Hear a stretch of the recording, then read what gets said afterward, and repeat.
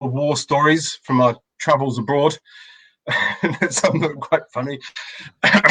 Okay, so well, welcome everyone. This is a webinar with 4 people, and we all work for TEFL, and we thought it might be an idea to share some of our experiences, good and bad, just to maybe give you some inspiration and hopefully not scare you too much. So yeah, but first let's just introduce, we have Claire. Claire does lots of training with us on the classroom courses and the new online practicum as well. Claire, do you want to just introduce yourself? Yeah, sure. Hi everybody, I'm Claire. I live in Stirling with my husband and my new puppy who's a bit crazy. And yes, I help at TEFL with training and more recently the online practicum courses, which have started really well. I've been teaching for about 16 years and just love it. I love being part of this industry. It's a different day every day, and I really like that. Good, excellent. Just a quick hello to Ed from Rugby and Carol from Brentwood in Essex. Welcome. Hi, everybody. Hi. Richard, would you like to introduce yourself? Richard. Richard, yeah. He's frozen. Oh, Richard's frozen. Okay, Thomas, how about you? Hi, everybody. Welcome. My name's Thomas, and I've been working at TEFL since 2008, since it first started. Hello. I'm the online. Yes, hi guys. My name is Richard.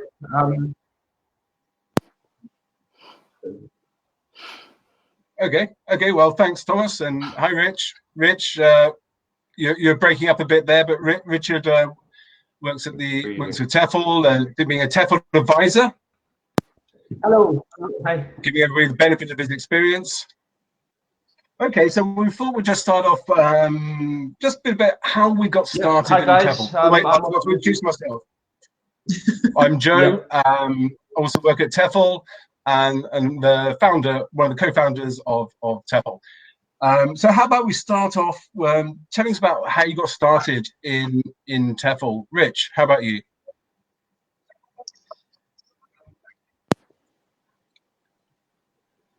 Ooh, got a slow connection there. He's a bit behind us. Yeah, I think so. Oh, hello. Okay, Thomas. Sorry, I was just freezing again, guys. Are you with me? Yeah, I think.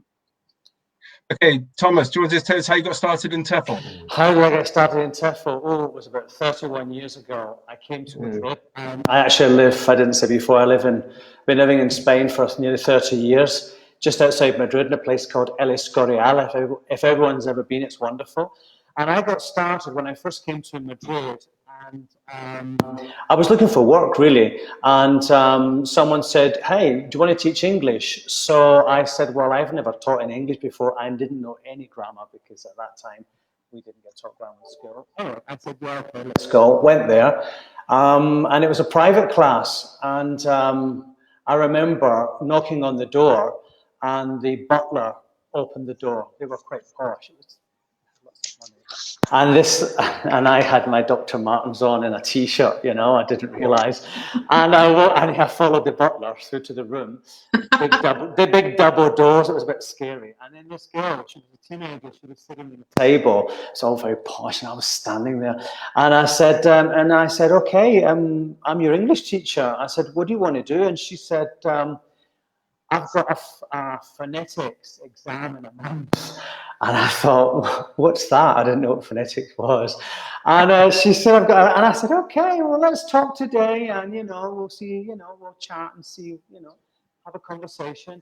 And of course, she paid me that day. And I went straight out to the bookshop and I bought a book on phonology. And I studied up in phonology for my next class. But I actually enjoyed myself, and I learned a lot about phonology, and I thought, I want to do more of this. And that's when I started getting more into it, and then I did a TEFL course, and I've never looked back, and like Claire, I absolutely loved my job.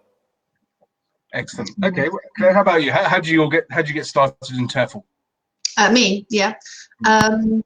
So I had a couple of friends that had tried it, and they had taught abroad, and I was just about to embrace my sort of travels abroad as well, and discovered that teaching English goes very nicely hand in hand with traveling.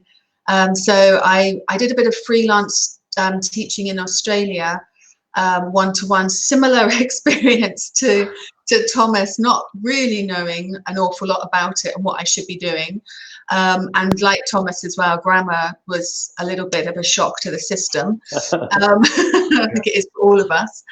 So when I came back, yeah, I did my teacher training, and it became, initially it was because of travel, but it's become a passion, and it's become my career. Thankfully, quite a long-standing career so far, and thoroughly enjoyable. And I think that's what's nice about it, is similar to Thomas, you can learn things. You learn a lot as you go along, you know, and it's always a pleasure. You know, students can be so lovely. So yeah, that was the early days, not knowing exactly what to do, but finding my feet. And you've taught all over the UK, Greece, Spain, Australia. Yeah. So quite a few. A quick hello to Susan from Essex, and Paella from Germany, Tatiana from London. It's lovely. We've gone very international, very quickly. And Hannah from Barcelona. Romania, Monica from Romania, and Hannah from Barcelona. Excellent. Are you back with us, Rich? You got a better connection?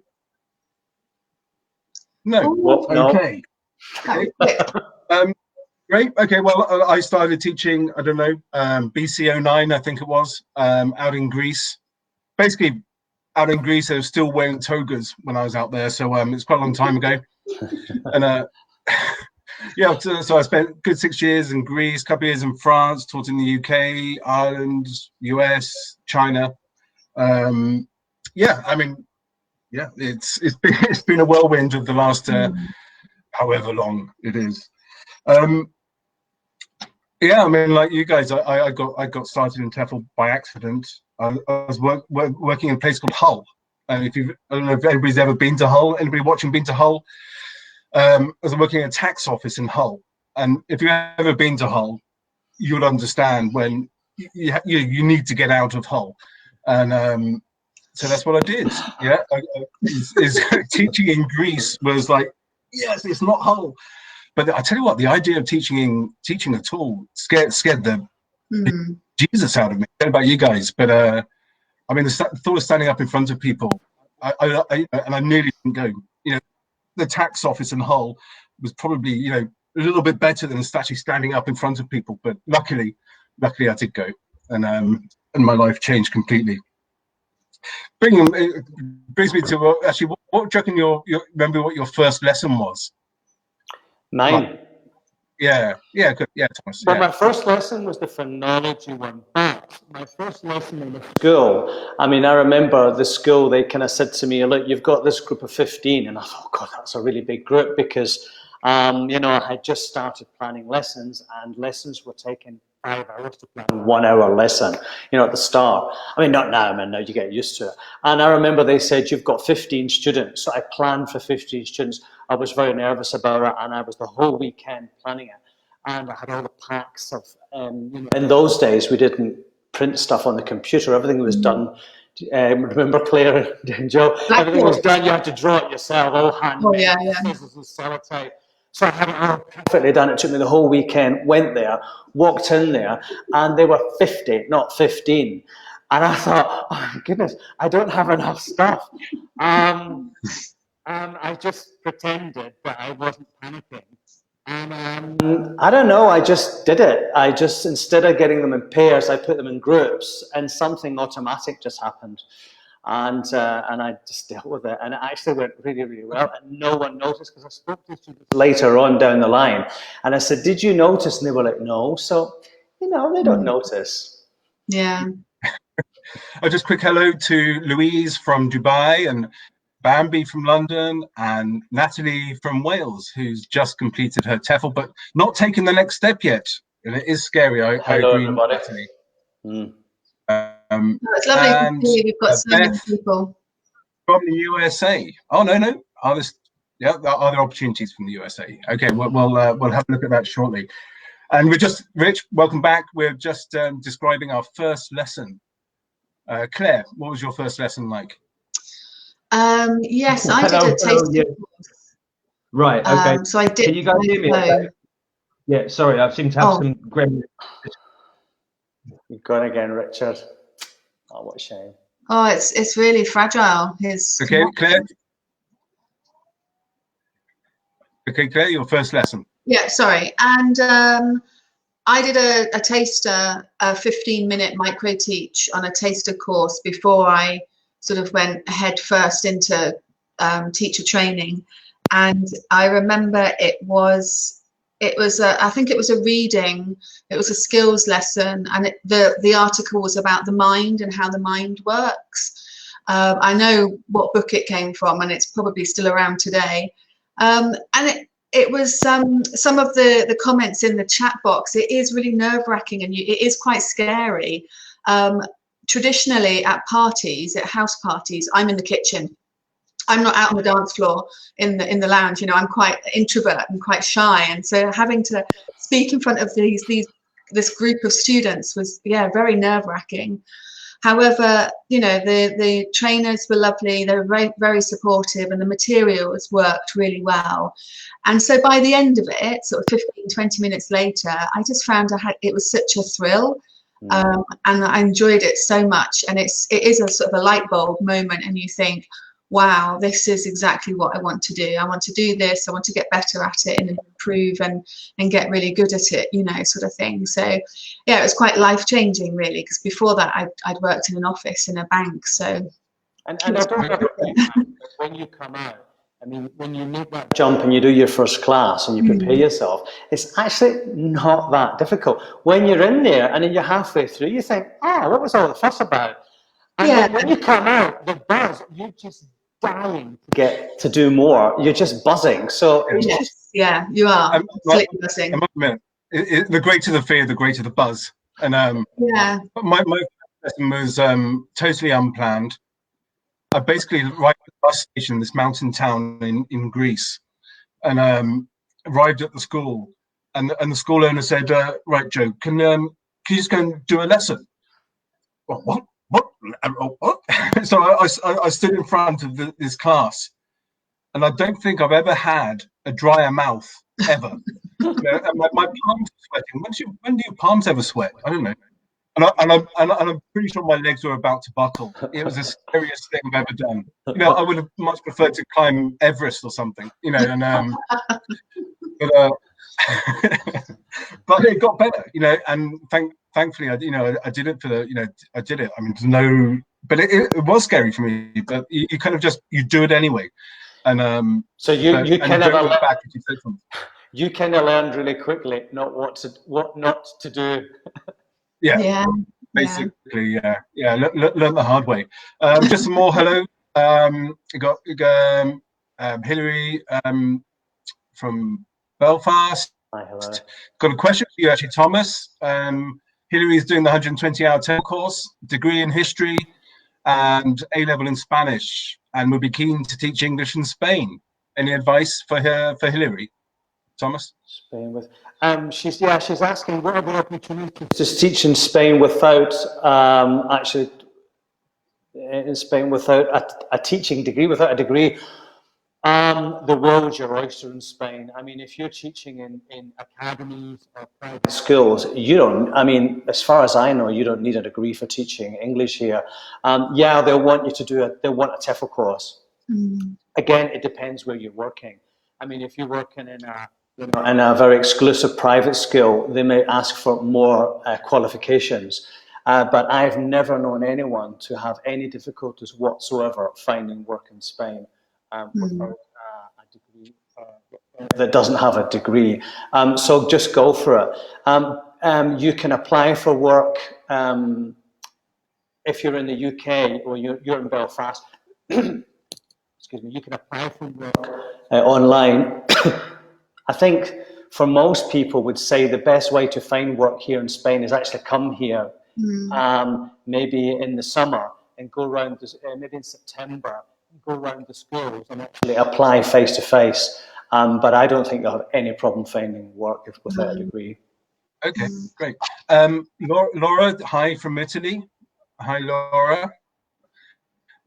And we have Hi, Jodie Jodie from from Bath. Bath. Hello there. Joe, what about? We have a question from Beth as well. Sorry, Claire? Yeah, she's asking about opportunities in the States. Yeah. I don't know who wants to answer that. There's I mean, there are lots of teaching opportunities in the States. However, you'd normally find that visa requirements, and it depends. If you're already in the States and you're a US citizen, yeah, you'll find lots of teaching opportunities. If you're not, you will be competing against US citizens who will already, have the paperwork to teach in that country. So you'll find that that's going to be your biggest obstacle, Beth. And there's another question about headsets, choosing the right headsets for teaching online. Well, this is what I use. These are my son's old Xbox headphones. Or you haven't got headphones, don't let it stop you. Your laptop's got a built-in mic and camera. Yeah. It's actually making sure that the room around you is insulated. Got some furniture in, so there's not so much of an echo. I mean, I use this is for my telephone, and I've just stuck it into my computer. Yeah, and I don't use them at all. I don't want to mess up my hair. No, I don't find them very comfortable. No. So I've got a decent microphone, but I'm usually always on my own in the office anyway, so it's not been necessary. But there is, she's right, there's lots of choice out there. But another hello to Julie from the Netherlands, but originally from Leeds, and yes, she does know how well. Then you know what you were talking about. Okay, well, we went to our first lessons. What about the most memorable teaching moment? Claire. For me, this is one that always stands out. And it's probably because at the time, I think I got a little bit emotional about it. I had 5 police officers here. They were studying with me here in England at my school, and they were from the UAE. They were Emirati police officers. Of course, we all asked, why do they need police officers in the UAE? But obviously, there was a need. And they were so lovely. They were probably about 20 years old, something like that, and they all got really close whilst they were here because they were obviously sent here by their managers and things.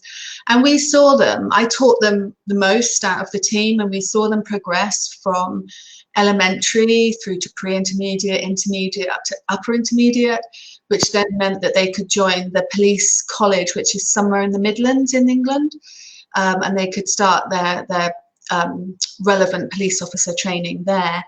And they were just such a lovely group, and they were so appreciative of what we did. They were a joy to teach. And when they left, I did have a few tears, because we'd got so close. They were with us for about 9 months, in preparation to join the police college. And I still remember them now, lovely, lovely guys. So I think when you see students, whether it's individuals or a group like I had, and you see the progress they're making and the difference that makes to their lives, it's incredibly rewarding, for us as teachers that we played a part in that. So that's one of my little stories. It was great. It was quite a long time ago, about 12 years ago now. But yeah, it was a great moment. Great. Yeah.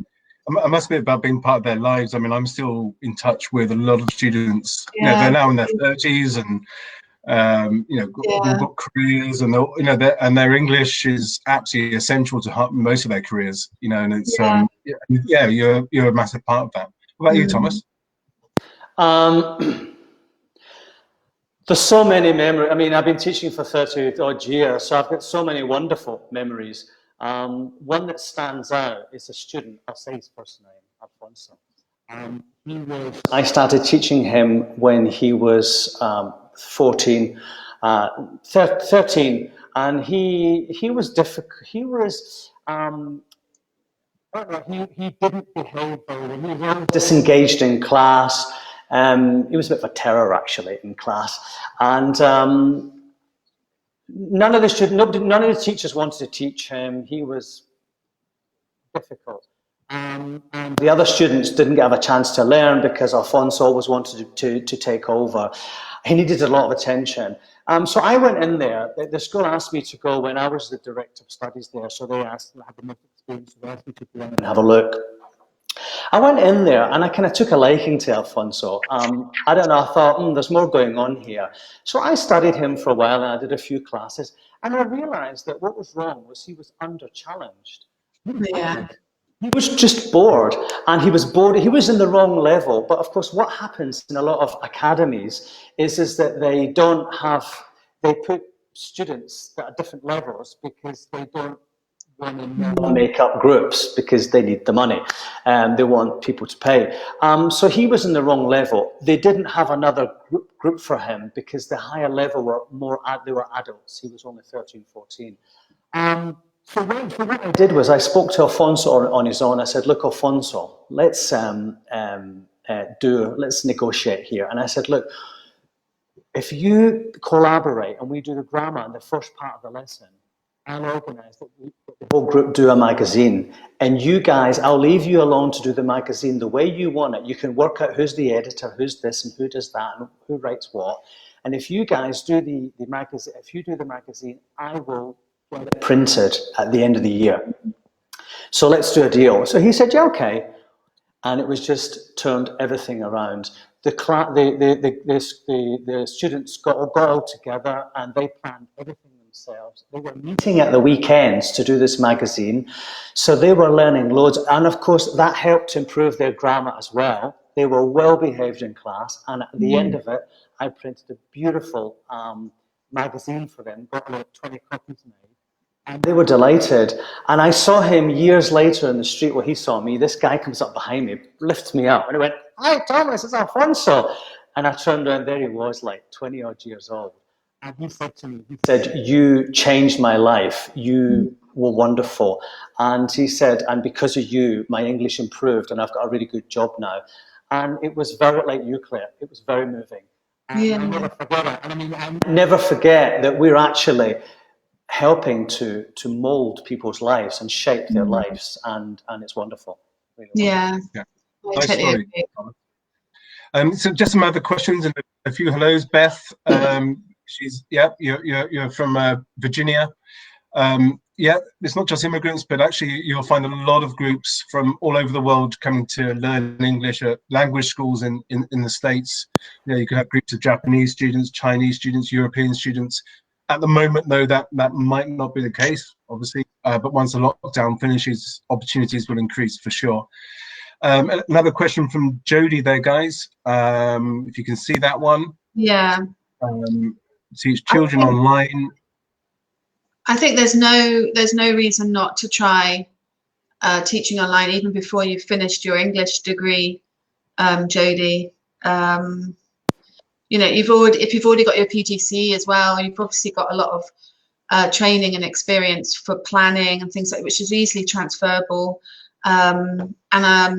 She says she's partway through the TEFL, 120 hours. So I think you could absolutely try and go for it already. Yeah. Okay. And need a webcam as well as a headset and laptop? I wouldn't say so. A laptop's probably enough, at least to start with.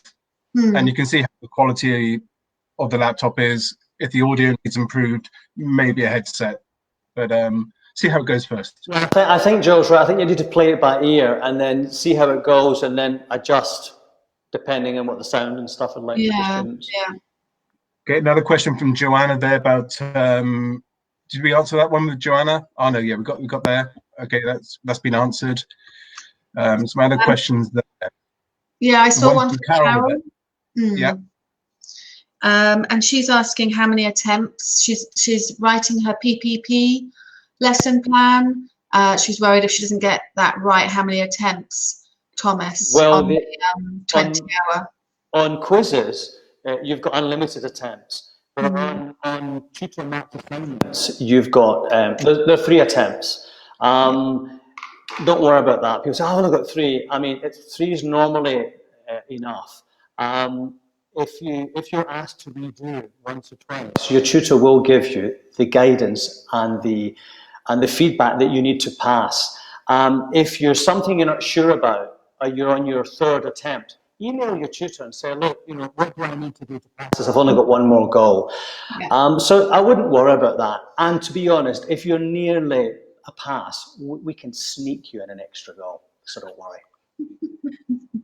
But you give the advice, you give the feedback to avoid, 3 times.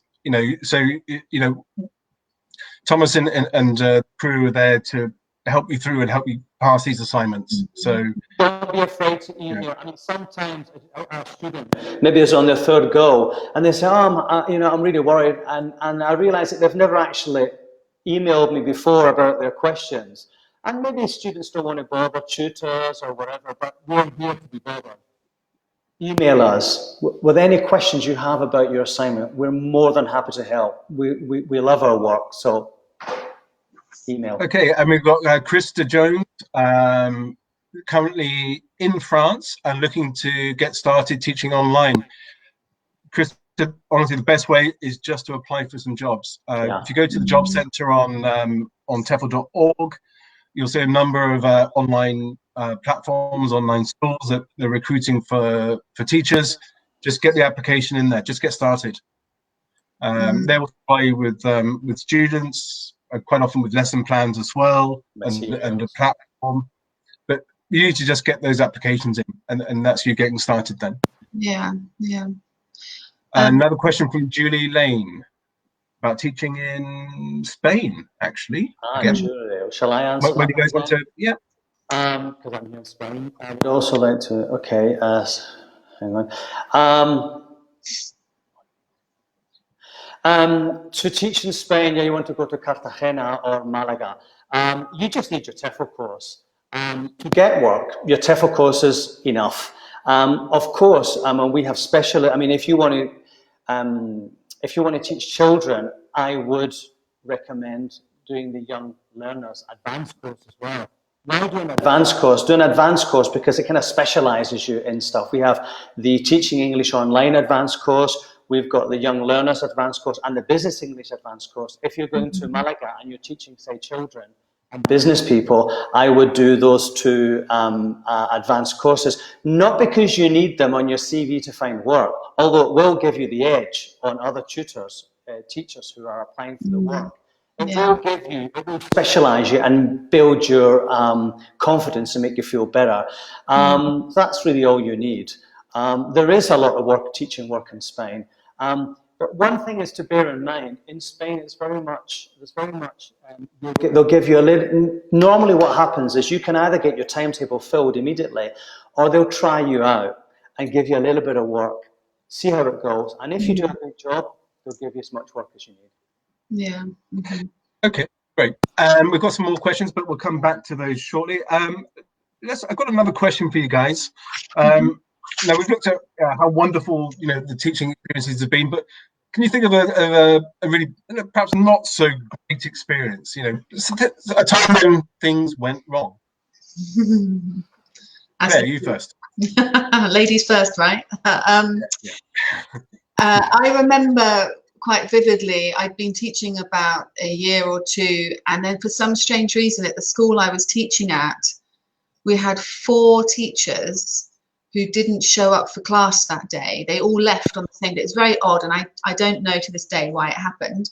And so we had to merge the classes. This is quite commonplace if you've got a teacher off or a teacher sick or whatever, a last minute, an unplanned no-show, then your director of studies might merge classes. So we were almost at full capacity because it was the summer. And so we each, I think there was about 5 of us teaching that day or something, and we each had classes that were overflowing with more students, and that's quite a lot to handle at short notice when you've just arrived at school and you weren't expecting this. However, our director of studies was really helpful with extra resources and ideas. So before we went in at something like 9 o'clock, we'd already had a chat and a get together between us, between the team, to see what we could do. And we also, the classes were merged to level, more or less, where they could, but it was difficult, and it's kind of linked to mixed ability classes, which I think somebody's asking about. So it's an idea to have quite a variety of ideas and resources to take in with you, which was what we did. So I might have gone in with my original plan, but I had 2 or 3 extra things. And we also aimed to make the classes that day as fun as possible and kind of take away what was happening. So it was a little bit negative for teachers and students. So we wanted to make it as fun as possible, and we tried to use sort of authentic texts and things where we could as well, which helped just to keep the students engaged as well.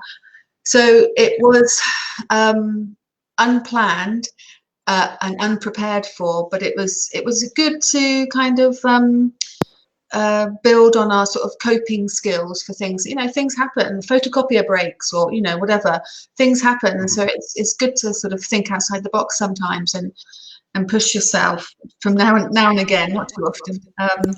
So it was okay, we got through the day, but it was a bit of a heavy workload that day. So yeah. Big gin and tonic at the end of it. Yeah, I think we all did. So you kind of up with Carl's question there about dealing with it's basically just having different resources for the early finishers, extra work to do, and being able to get around the class and helping where help's needed. I also found actually with mixability classes as well that you could pair up with better abilities. I was just going to say that. Who can mentor the students that really need the help, because you can't get around everyone all the time, especially with larger classes. So you can seat them next to or you can get little groups, and the higher level person in each group is like your helper. You can use them as helpers and do different activities and projects. I mean, one thing, there are some resources out there that might have the same text, for example, but you've got 2 different worksheets. So at least then you're not stigmatizing anybody. So they're talking about the same newspaper article, for example, but they've got different sets of questions. So the teacher can create it like that when you create your own worksheets, or there's stuff out there on the internet as well. So you can differentiate. And like you say, how you pair them and their interaction can really help to take the pressure off the teacher having to manage those different levels, but it's pretty commonplace, wouldn't you say? I mean, there's no group of students that are all the same level. So, and you do get used to it, and you do get some tricks up your sleeve and activities when this happens. I mean, it's experience. Thomas, can you think of a time in your long career of a day that when everything went wrong? And so many.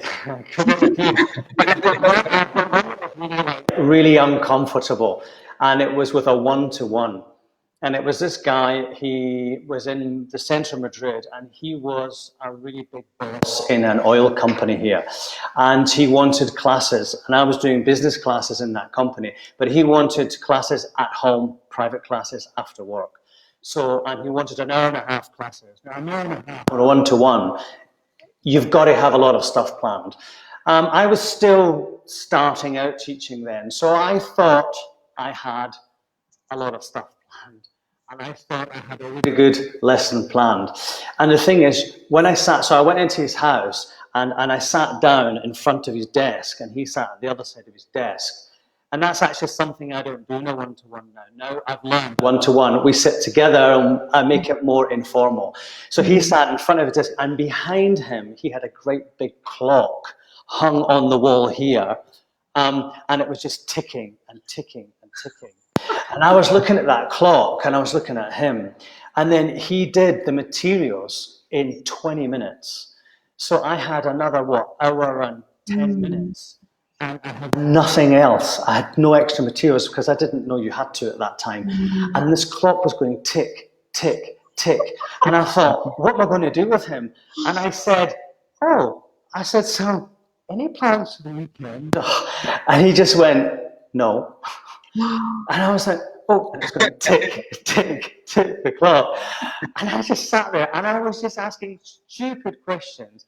And it went on and on and on like this. And I finally got through it and it was a nightmare. And then, goodness knows what he was thinking. And since that day, I have never done that. I've got so many flashcards and games and things.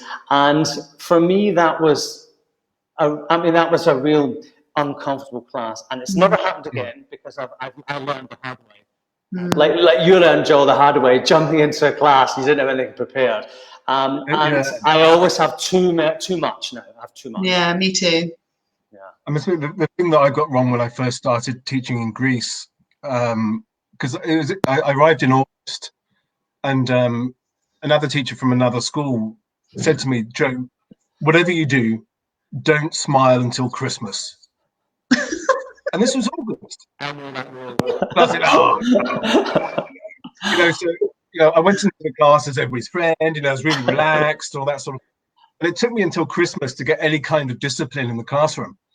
And so I got that completely wrong. But, that's Greece. They're very passionate students, passionate youngsters, lively.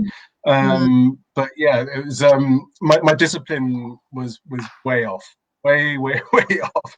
But you get it back. You're committed. You work hard, and they see that, and that's what brought it back. And but that reminds me of. I mean, be careful about making friends with your students. There has to be some kind of professional border there. I mean, I've done it in the past. When I was started off teaching, and I was even younger than I am now. And you get friends with your students and things. And of course, what happened with me was then my students became friends, and then they wouldn't do their homework, and they'd always make excuses, and it kind of didn't get serious. I'd done that for a period, and I don't do that now, and it works out a lot better. So I think be careful with that. I mean, it's great to be friendly, and it's great to be, open, but being friends, watch out. Yeah, I've got a few more questions here. And I've friends on Facebook and things like that. I just think there is a line, whatever age. I'm friends now with my students. I mean, I'm friends on Facebook with the students that I had years ago. Yeah, great friends. After you stopped. Yeah, it's wonderful. Yeah. It's tricky. It's a tricky balance. Yeah, I mean, what we've just been talking about, Joe, is touching on a bit on Susan's question about what do you do before and after a lesson, how much preparation do you need to put in? And I think Thomas is kind of, and I would agree that you plan one thing for your lesson, whatever the target language is or the skill that you're going to practice, but you have 2 or 3 things up your sleeve because you do need to deal with the mixed abilities, maybe fast finishers that need extra work to keep them engaged, or and things that you can follow-on tasks that you can do even in general with the class, as Thomas's example with the clock, and sort of they can sometimes finish quite quickly. Doesn't mean to say they're accurate, but it's just sort of better than fillers and warmers, something a bit more meatier than that.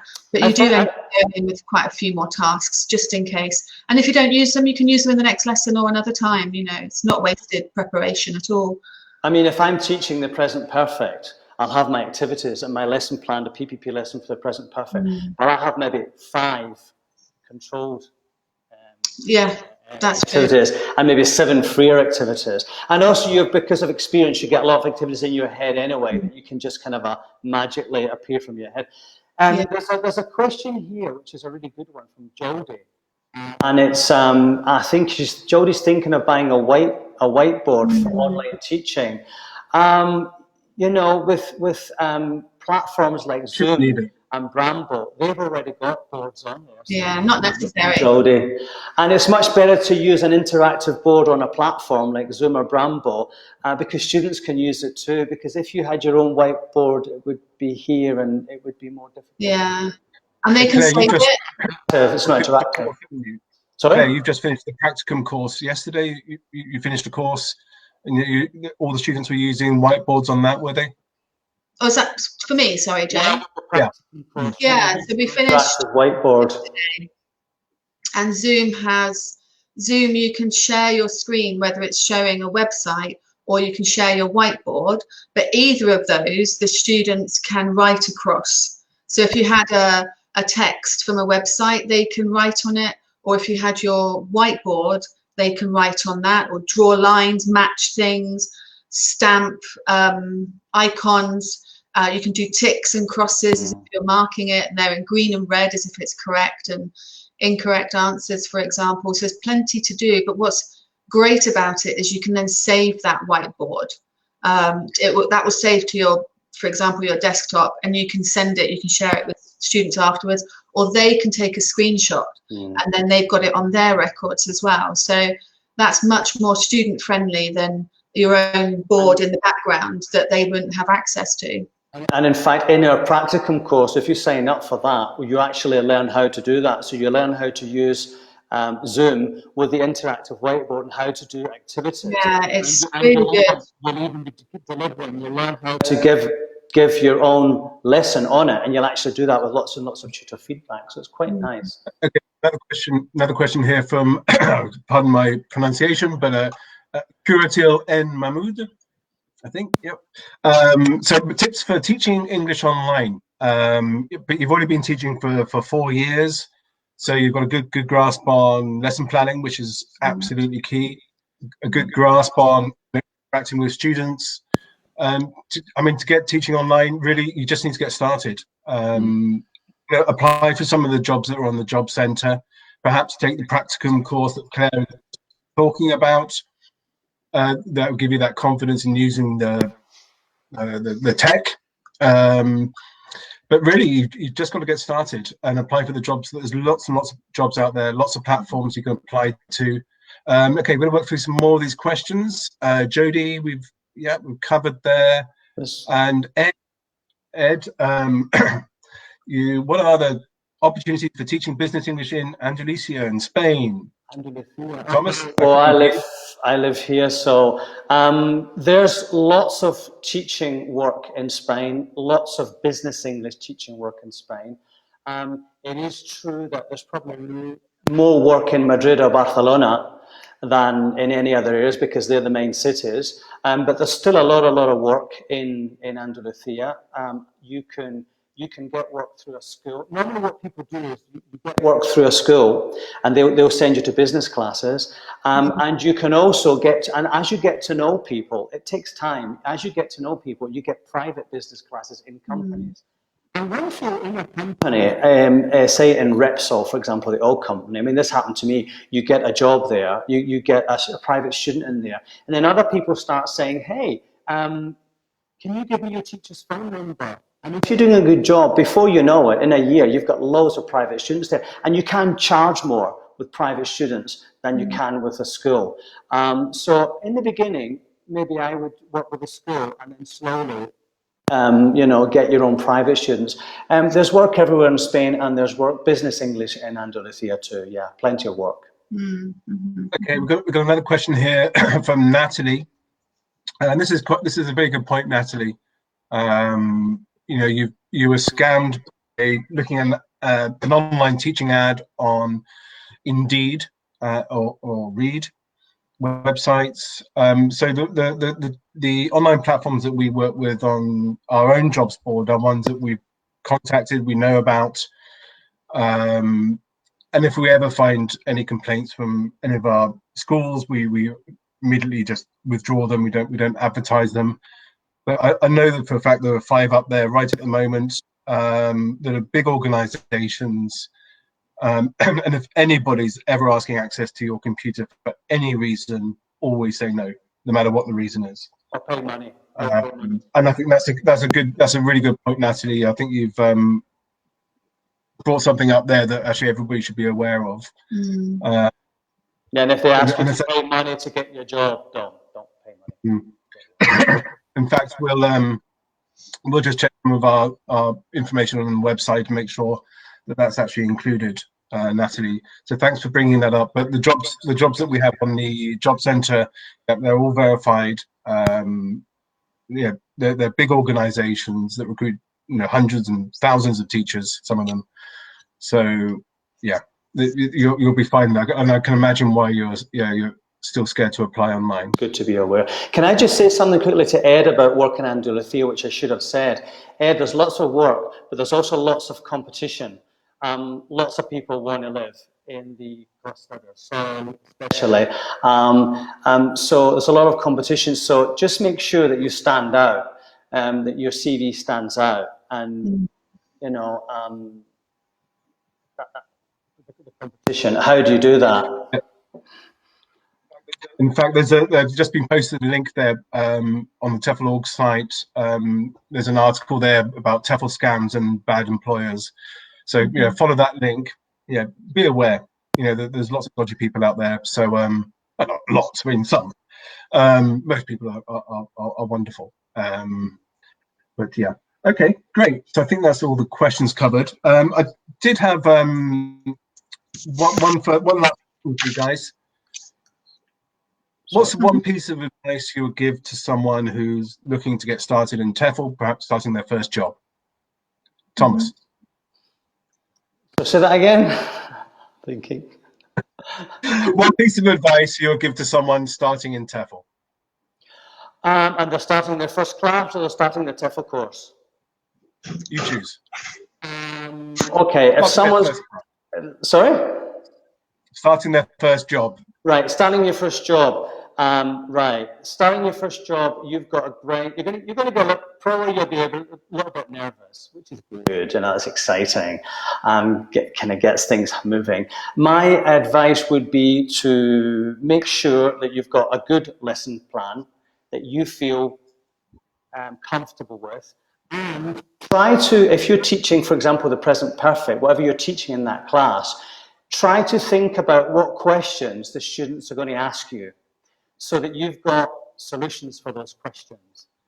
Because it's kind of uncomfortable if someone asks you a question and you think, oh, you're not ready for it. So try to think about what they're going to ask and have some questions.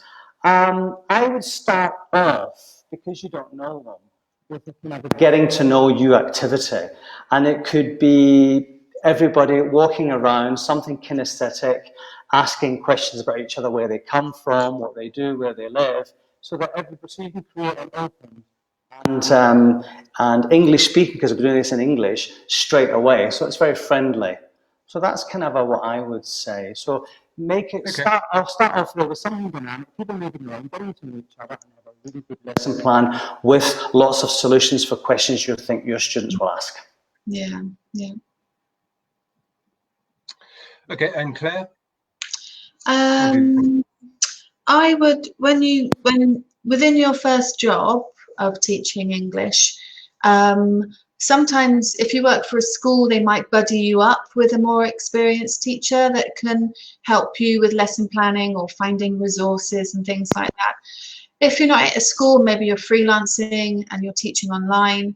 I just think within our careers, there's we're continually learning and finding new things and improving how we do things, whether that's a tech thing with Zoom, for example, or new resources with regards to reading skills or listening skills or grammar points.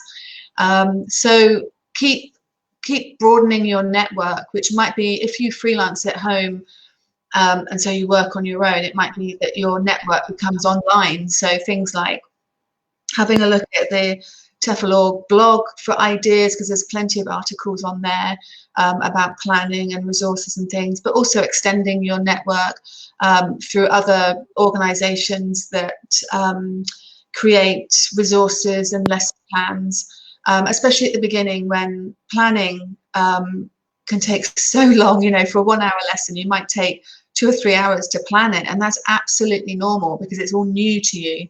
I used to take 5 hours. Yeah, it does take a while, doesn't it? Yeah. So anything you can do to when help. Yeah, when you start.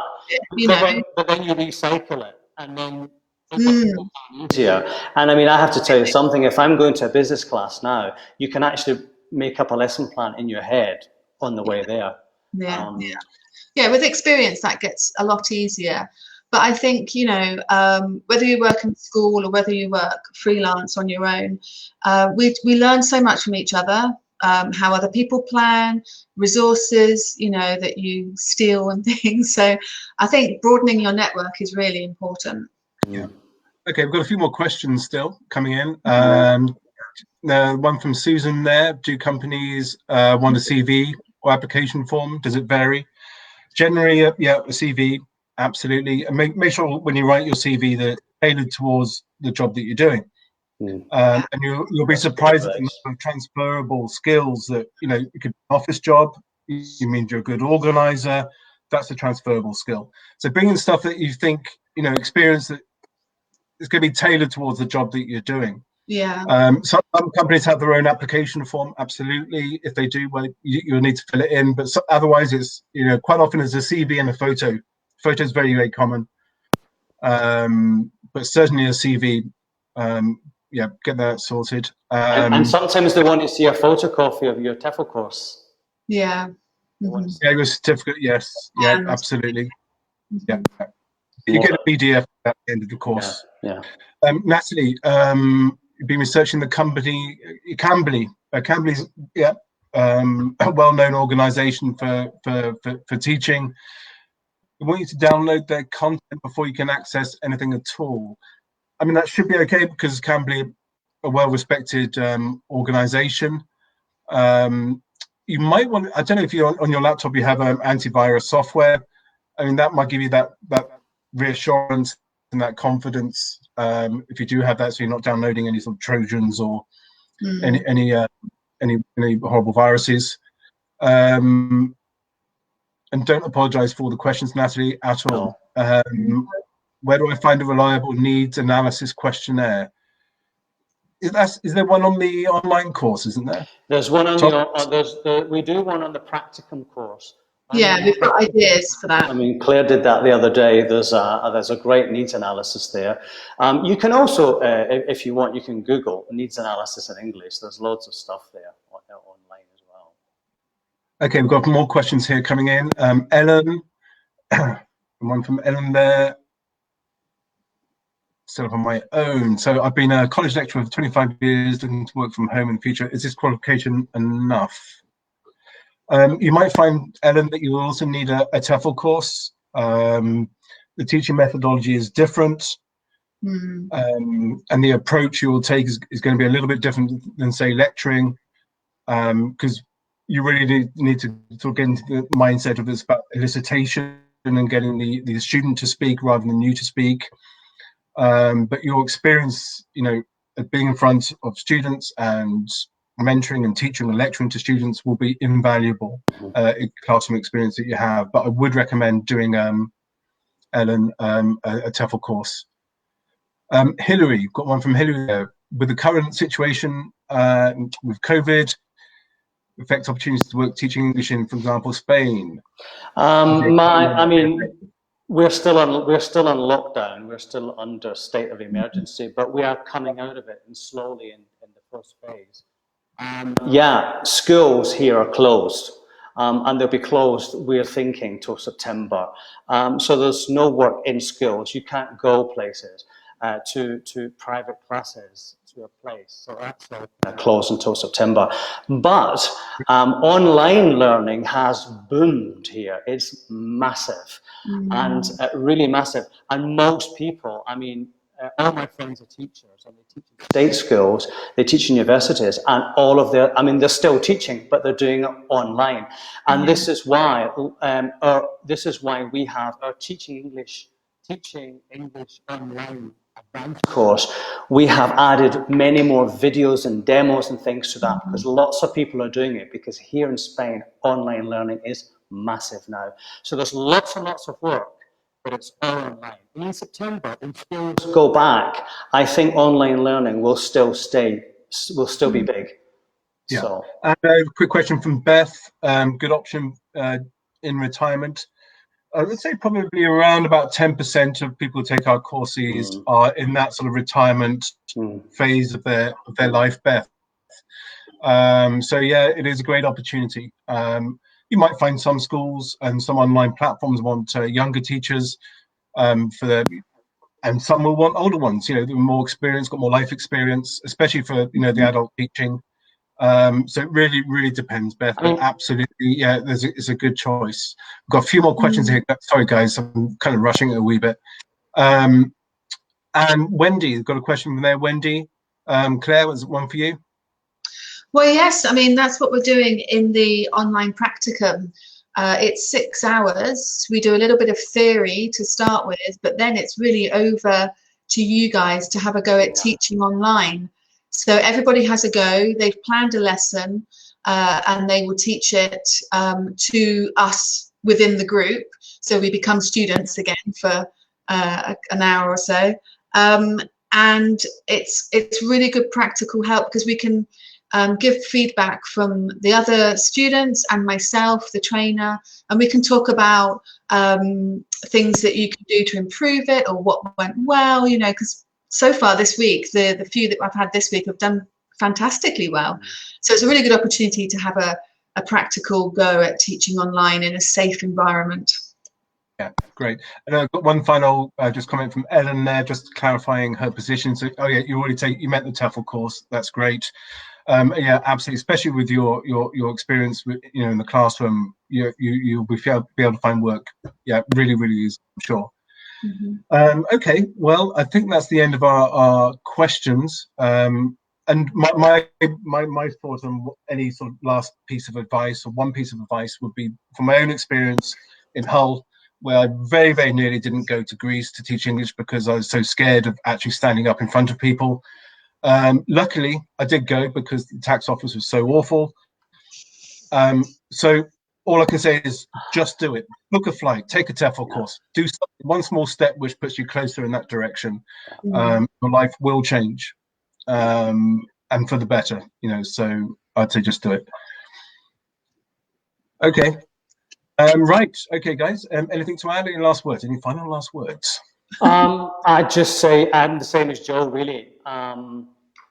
A lot of people think about it to do the course. I have a friend now who's in Madrid and she's just done her course and she's kind of thinking about it, but she's not made that step yet. And I keep saying to her, just get a class and go and do it. Once you do that first class, that's it. You're hooked. You're addicted. It's wonderful. It really is. Just get the first one. Just like Joe said, just do it. Yeah. What do you think, Claire? Yeah, I totally agree with what you're saying. When I changed from a banking job to teaching, it really did light up my life and my career, and it's a fantastic choice. So definitely give it a try. I don't know about you guys, but teaching, it's like it's not work. It's so much fun. It's like it's not work, and I don't get that Monday feeling. No, you're right. Yeah, absolutely. Yeah. Good. Okay, guys. Well, thank you for doing this, and everybody out there from Dubai to Virginia. Thank you for listening, and yeah, I hope to see you all soon. Yeah. Thanks, everybody. Take care, guys. Okay, take care, everyone. Keep safe. Bye. Bye. Bye. Bye.